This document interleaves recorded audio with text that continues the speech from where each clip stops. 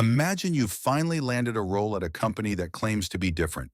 They tell you that here, everyone is part of a family and your potential is limitless. But within months, that family label becomes a psychological cage used to make you feel guilty for leaving at 5 p.m.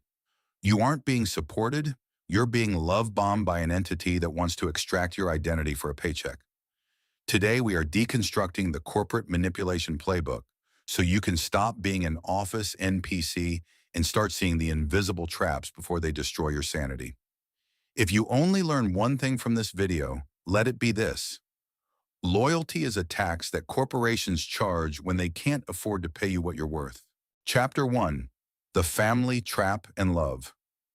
Bombing. Most toxic workplaces start with extreme intensity rather than genuine care. They shower you with praise and tell you that you're the missing piece of the team before they even know your last name. This is love bombing, a tactic designed to create an emotional high that makes it impossible for you to set boundaries later. When they call the office a family, they are hijacking your brain's biological need for connection to make you feel like saying no to extra work is a moral failure. In a real family, you aren't replaced by a job posting the week after you leave. This performance is just emotional clickbait designed to keep you hooked on a version of the company that doesn't actually exist. Pattern interrupt. Think about the last time your boss praised you. Was it followed immediately by a request for a weekend shift? Chapter 2. The Reality Glitch, Gaslighting and Selective Memory. Once you're settled in, the manipulation shifts from intensity to narrative control. You might bring up a promised raise, only to be told that the conversation never happened or that you misunderstood the timeline. This is gaslighting, a subtle rewriting of history meant to make you doubt your own memory. They use selective memory to erase their failures while magnifying your smallest mistakes into major character flaws. If you try to hold them accountable, they may use the Darvo method. They deny the issue, attack your tone or timing, and then claim they are the ones being victimized by your unreasonable expectations. They want you to spend your energy defending your truth instead of fixing the problem. Chapter 3. The Financial Tether, Lifestyle Creep and Sunk Cost. The most effective way to keep an employee compliant is to ensure they cannot afford to leave. This is the financial prison of the middle class. As you get small raises, the company encourages a culture of lifestyle creep, where you're pressured to buy a nicer car or a bigger house to signal your success. Soon, your spending perfectly matches your income, and the gap between earning and freedom vanishes.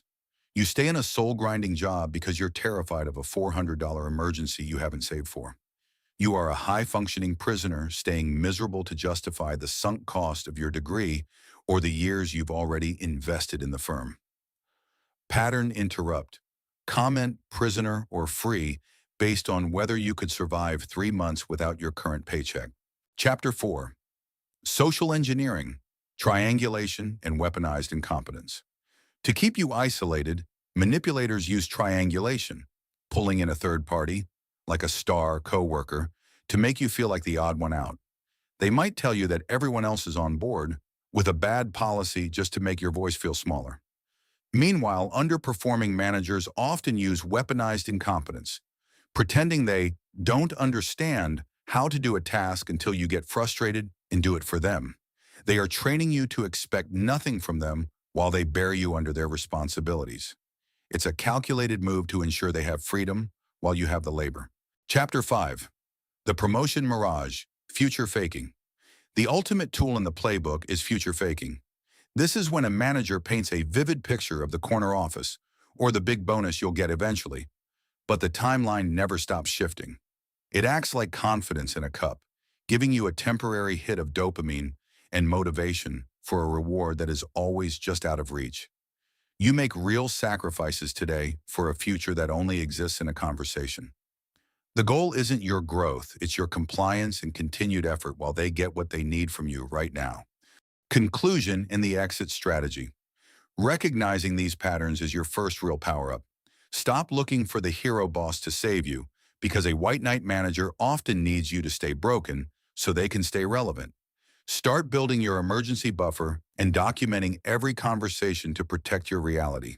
You don't need permission to believe your own experience. YouTube thinks you'll find this video on human psychology just as vital to your survival. If this reality check helped you see through the corporate fog, hit subscribe to keep your mind sharp. Comment below and tell us which manipulation tactic you've seen the most in your career. We'll use your stories for our next playbook.